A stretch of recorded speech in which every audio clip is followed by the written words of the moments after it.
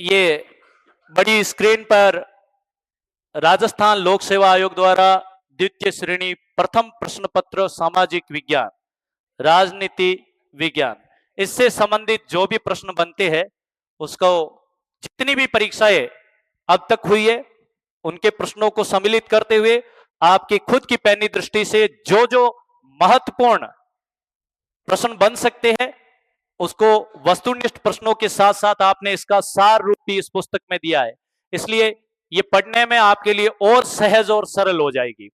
इतनी सहज और सरल रूप से अगर पॉलिटिकल साइंस आप पढ़ते हो तो इसमें पद भी बढ़िया आते हैं। राजनीति विज्ञान में संख्या बल, भूगोल और राजनीति विज्ञान दो ऐसे विषय है जिसके अंदर अगर आपका इंटरेस्ट है तो निश्चित तौर पर आपको सफलता के चांस और बढ़ जाते हैं, क्योंकि ये दोनों सब्जेक्ट आने वाले समय में महत्वपूर्ण सब्जेक्ट है। इनके अंदर बहुत सारी वैकेंसीज आने वाली है। कॉलेज लेक्चरर्स से लेकर के सेकंड ग्रेड तक में आपको पूरा का पूरा इन पुस्तकों की महत्वपूर्ण भूमिका रहेगी।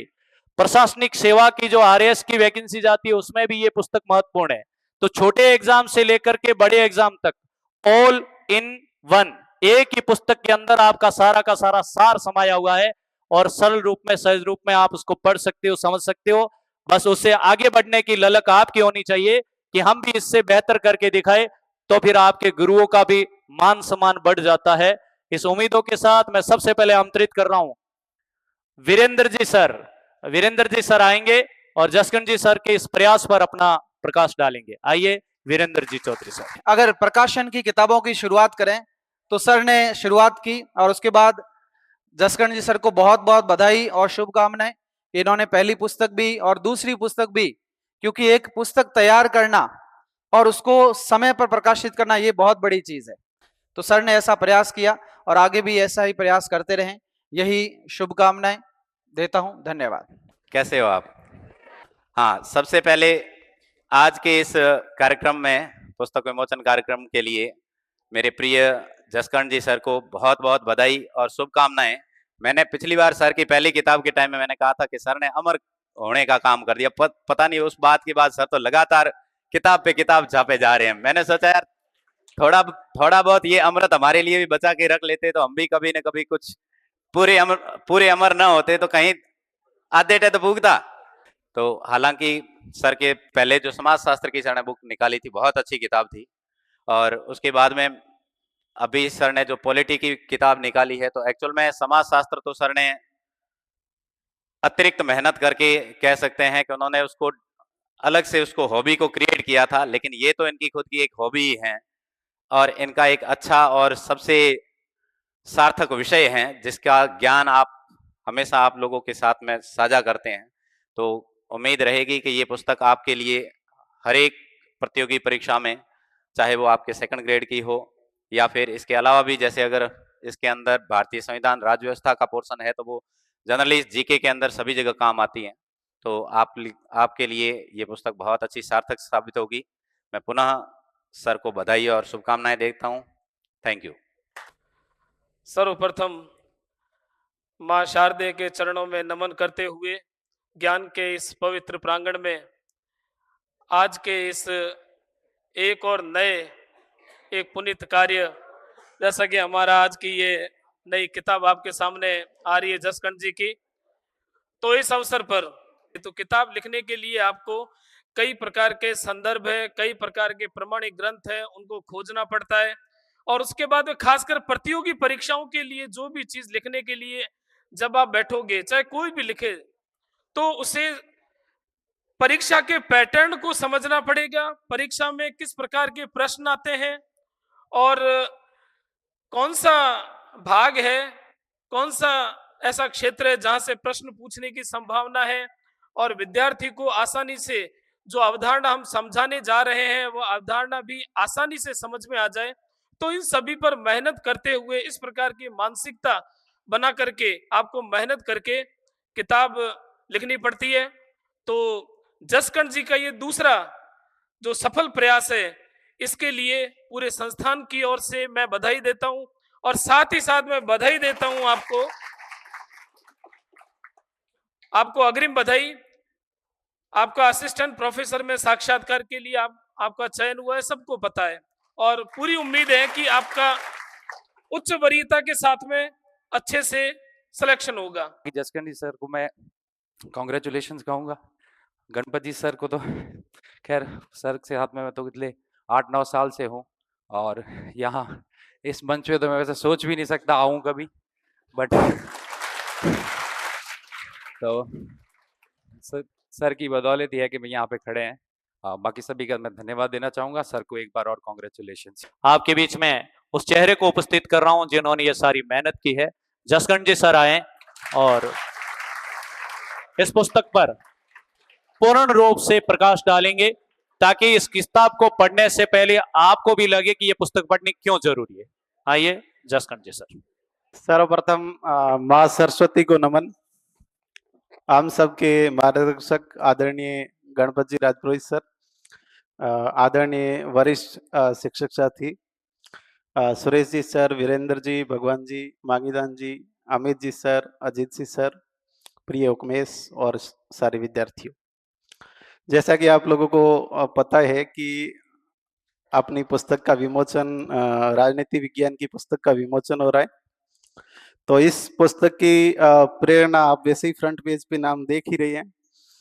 सर का विशेष मार्गदर्शन और प्रेरणा है, आप लोगों का प्रेशर है, क्योंकि कह तो मैंने दिया था कि पुस्तक लिखूंगा।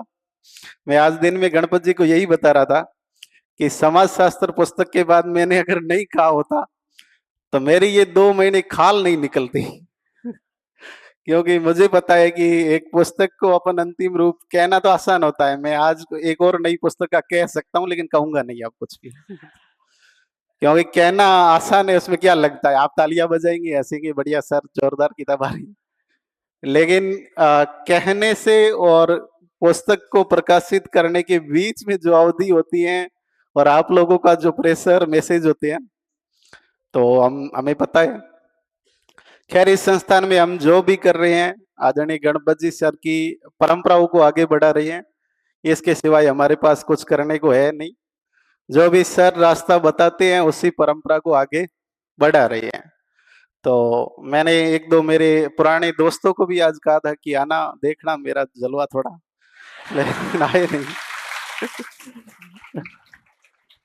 पहले तो कहा था कि आएंगे, ये पुस्तकें तू लिख नहीं रहा है, हमें पता है कहीं कोई लेखक से सेटिंग कर रखी है। मैंने कहा नहीं मैंने लिखी है, आना तो सही। पहले तो बोला था कि आएंगे आएंगे, पता नहीं एट द टाइम उन्होंने कहा कि नहीं आएंगे, लेकिन स्टेडियम में मिलेंगे, वहां जरूर बातें करेंगे, डिस्कस की लिखी है नहीं लिखी है, तो वो लोग अपनी बातें बताएंगे। पुस्तक का परिचय मैं आप लोगों को पहले ही बता चुका हूँ कि हमने वही जो सोशियोलॉजी का स्ट्रक्चर था अपना सेम स्ट्रक्चर है कि पहले वरिष्ठ अध्यापक के प्रश्न फर्स्ट पेपर में एसएसटी के, उसके बाद में कंटेंट और उसके बाद में ऑब्जेक्टिव प्रश्न डाल रखे, वही सेम जो सोशियोलॉजी का स्ट्रक्चर था वही उसी स्ट्रक्चर को अपन ने अच्छे से फॉलो किया है। दूसरी बात ये है कि बड़ी समस्या ये होती है कि समाजशास्त्र में समस्या थोड़ी भिन्न थी कि कंटेंट लाए कहाँ से, और इसमें पॉलिटिकल साइंस में ये हो गया कि कंटेंट ज्यादा हो रहा है, उसको एब्रिविएट कैसे करें, कंसाइज कैसे करें, इतना कैसे करें कम से कम कि आप लोगों के लिए हर एक लाइन महत्वपूर्ण हो। क्योंकि ऐसे लिखने को तो किताब में आप जितना सारा कंटेंट है सारा लिख दो, लिखा हुआ अच्छा लगता है, लेकिन जब हम लोग उसको पढ़ते हैं तो मुझे पता है कि एक विद्यार्थी के रूप में मैं भी पढ़ता हूँ, तो मुझे भी लगता है कि किताब लिखने वाला सारी चीजें लिख देता है, ये नहीं सोचता है कि एक विद्यार्थी की मेमोरी कितनी है, उसकी याददाश्त करने की क्षमता कितनी है। तो अपनी पुस्तकों में विशेष तौर पे ये बात ध्यान में रखी है, क्योंकि अधिकतर लेखक जो होता है वो बच्चों को फेस नहीं करता है, और मैं अगर अंट संट लिखूंगा तो मुझे यहाँ फेस करना है आप लोग क्योंकि आपकी यही पर्ची होगी, सर किताब में ये लाइन है हमें नहीं लिखाई ये, तो हालांकि मेरे पास है कि अपनी किताब में लिखा हुआ ये लाइन वहां से पढ़ लेना। कल हम सर मैंने एक पेज ऐसे ही समझाने के लिए कोई पीपीटी का सहारा लिया, तो पुस्तक अपनी का ही एक पेज रखा। मैंने कहा आज कम से कम ये तो कह सकते हैं कि ये पेज अपनी पुस्तक का है, किसी और का नहीं है। नहीं तो कई बार कॉपी करके लाते हैं तो साइड में लेखक का ऊपर नाम हटाना पड़ता है, उसको कंप्रेस करना पड़ता है, तो अब वैसी समस्या नहीं है। द्वितीय श्रेणी में सेकंड ग्रेड में जितना लेखन का कार्य मेरे से हो सकता था उतना मैंने कर दिया है। आप सोचिए कि मैं एक तो समाज शास्त्र पढ़ाता हूँ, तो समाज शास्त्र की पुस्तक को लिख लिया। अभी राजनीति विज्ञान की पुस्तकों का लेखन आप लोगों के सहयोग से कंप्लीट हो गया है। आगे अगर ईश्वर नियति अगर मौका देगी तो फर्स्ट ग्रेड के लिए काम करेंगे, और नहीं देंगे तो कोई बात नहीं, यही सेकंड ग्रेड तक काम चलाएंगे। अभी तो कोई ऐसा प्लान है नहीं, लेकिन आगे मौका ईश्वर ने दिया तो गणपति सर के मार्गदर्शन में, सभी वरिष्ठ शिक्षक साथियों के मार्गदर्शन में हम अच्छा प्रयास करेंगे। आप लोगों का विशेष प्रोत्साहन हमेशा रहता है कि अच्छा कुछ किया जाए, अच्छा पढ़ाया जाए, अच्छा लिखा जाए। तो इस पुस्तक की प्रेरणा में भी आप लोगों का विशेष सहयोग है। असिस्टेंट प्रोफेसर के मैंने कहा कि अगर इंटरव्यू अच्छा जाता है तो भी 2 लोगों को श्रेय होगा। एक तो गणपति सर है ही, उनको श्रेय देना ही है, तो वो जाएगा ये है, क्योंकि हाँ, जाए नहीं मतलब मेरे पास कई फोन मैसेज आते हैं कि इंटरव्यू के लिए प्रिपरेशन करने के लिए कहीं जाए। मैंने कहा मेरे पास एक आदमी है, मैं कहीं जाऊं तो मुझे लगता है कि वहां जा रहा हूँ, बेवकूफ हूँ, कहीं जाने की आवश्यकता ही नहीं है। जब इतना विराट व्यक्तित्व इतना बड़ा विराट व्यक्तित्व अगर अपने पास में है तो ये अपना बहुत बड़ा सौभाग्य है कि हम लोगों को प्रत्यक्ष रूप से मार्गदर्शन मिलता है। मुझे पता है कि सर से मिलने के लिए या सर से बात करने के लिए मेरे मित्र इवन मेरे साथ इंटरव्यू देने वाले कितना प्रयास करते हैं। कई बार एक तो मेरा खास दोस्त कई दिन से कह रहा है कि सर से बात करवा। मैं बात तो नहीं करवाऊंगा, मैं सर जो कहेंगे वो तेरे को बताऊंगा क्योंकि डायरेक्ट बात करवाऊंगा तो तू बात ही करने लग जाएगा। तो जो भी ऐसे कई मेरे साथी जो तैयारी कर रहे हैं, मैं उनको हमेशा कहता हूँ कि आज सर ने ऐसा बताया, इस पे ध्यान दे, तो कि सर से बात कभी करवाए मैंने कहा ये नहीं हो सकता है, ये एक पर्सनल मामला है। लेकिन आप और हम सौभाग्यशाली हैं कि सर से अपन प्रत्यक्ष रूप से मार्गदर्शन ले रहे हैं, ये अपना बहुत बड़ा सौभाग्य है। तो इसी तरीके से आप लोगों का साथ बना रहेगा तो हम लोग कुछ और अच्छा प्रयास कर पाएंगे। आप सभी विद्यार्थियों का, सभी फैकल्टी का बहुत बहुत आभार कि आप लोग आए, आपने शुभकामनाएं मुझे प्रेषित की। आप सभी का धन्यवाद, आभार। मैं कहता हूं कि हमारे सबके गुरु गणपत सिंह जी राजपुरोहित सर आए और आज के पुस्तक विमोचन पर प्रकाश डाले। मंच पर विराजमान हमारे सभी विद्वजन साथी, आपका अगर सब्जेक्ट एक आधा मजबूत नहीं है तो आप एकेडमिक जगत में ऑर्फन है, अनाथ है। देखो, वास्तविक भौतिक जगत में माता पिता वगैरह है वो अलग बात है, लेकिन आपका विषय तैयार नहीं है तो आप अनाथ है। मैंने जसकर्ण जी से भी कहा था, मैं हर फैकल्टी को कहता हूँ आपके सब्जेक्ट पे इतनी कमांड होने चाहिए कि आपको तथ्य भली मत आए लेकिन बच्चे की क्वेरीज खाली नहीं जानी चाहिए।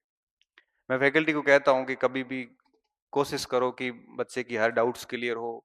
मैं कहता हूँ कि बड़े हंस के बात करो, कोई ऐसी स्थिति आए तो ठीक है अपने हिसाब से सजा दे सकते हैं लेकिन क्रोध मत करो लेकिन कोशिश करो कि हमारी तरफ से कोई ऐसा माहौल ना हो कि बच्चे बोल नहीं सके क्लास में, अपने को मतलब प्रश्न नहीं पूछ सके।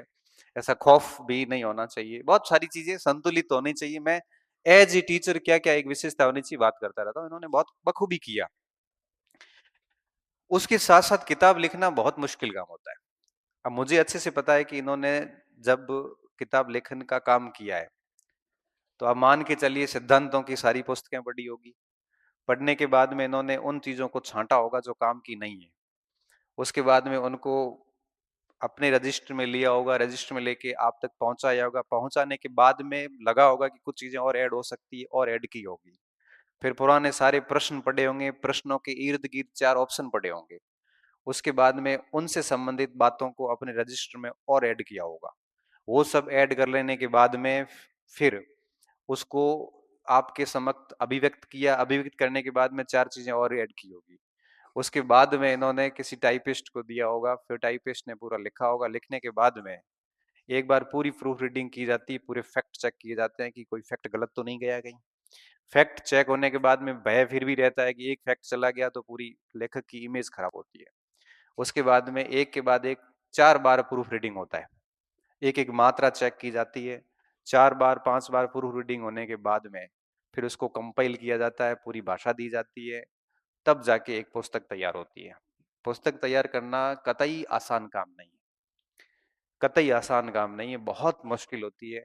मैं कहता हूँ आपने कैसी पुस्तक लिखी है, उसमें क्या कंटेंट दिया है, मैं आपको इस चीज के लिए बधाई नहीं दूंगा, बल्कि मैं इस बात के लिए बधाई दूंगा कि आपने पुस्तक लिखी है। मैं इस बात के लिए बधाई दूंगा कि आपने पुस्तक लिखी है। मैं कह रहा हूं कि ये बड़ा श्रम साध्य काम है, ये काम आसान नहीं, बिल्कुल भी आसान नहीं। अब क्या लिखा है, कैसे लिखा है, इसकी समीक्षा अब आप ही करोगे, बच्चे करेंगे, जितना ज्यादा बेहतर होगा। और आप बहुत ईमानदारी से उसको पढ़ना, पढ़ने के बाद बहुत ईमानदारी से समीक्षा सर को पहुंचाना, क्योंकि अगर आप ईमानदारी से समीक्षा पहुंचाते हैं तो उसमें डेफिनेटली कहीं न कहीं आलोचना के बिंदु होंगे, वही बिंदु इनको एक अच्छा लेखक बनाएंगे। अगर आप ईमानदारी से समीक्षा नहीं करेंगे और अगर आप केवल प्रशंसाएं करेंगे तो इनके भविष्य और एक अच्छे लेखक के रूप में इनको आगे जाने में आप बाधा उत्पन्न कर रहे हो। समझ रहे हो ना मेरी बात को? मैं बहुत कड़वा बोल रहा हूँ लेकिन सही बोल रहा हूँ। जब भी किताब पढ़ो आपको कमी लगती है तो मैं कहता हूँ कि शिक्षक को, अपने जो भी लेखक है उनको आप लिखिए, सर इसमें ये चीजें मुझे कम लगी समीक्षा, क्योंकि हर एक आलोचक समीक्षा लेखक को और परिष्कृत करती और आगे जाती है। जैसे भगवान जी बैठे हैं, भगवान जी जब भी मैं गलत बोलता हूँ या मेरे से कोई शाब्दिक त्रुटि हो जाती है तो उस समय ये नहीं कहते, लेकिन बाद में कभी न कभी मेरे को जरूर कहा जाता है। अब कहते हैं ना कि भाई तारीफें जो है वो सामने होनी चाहिए, आलोचनाएं सॉरी तारीफें पीछे होनी चाहिए, आलोचनाएं सामने होनी चाहिए।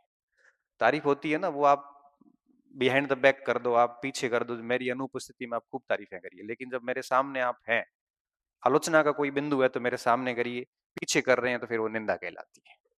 इसलिए कहता हूं कि जब भी आप इस पुस्तक को पढ़ें, आपको लगे कि इसमें पुस्तक की कमियां हैं, आप डेफिनेटली इनको मैसेज करें कि सर इसमें ये हमें कमी लगी, बाकी आपका प्रयास बड़ा सराहनीय है।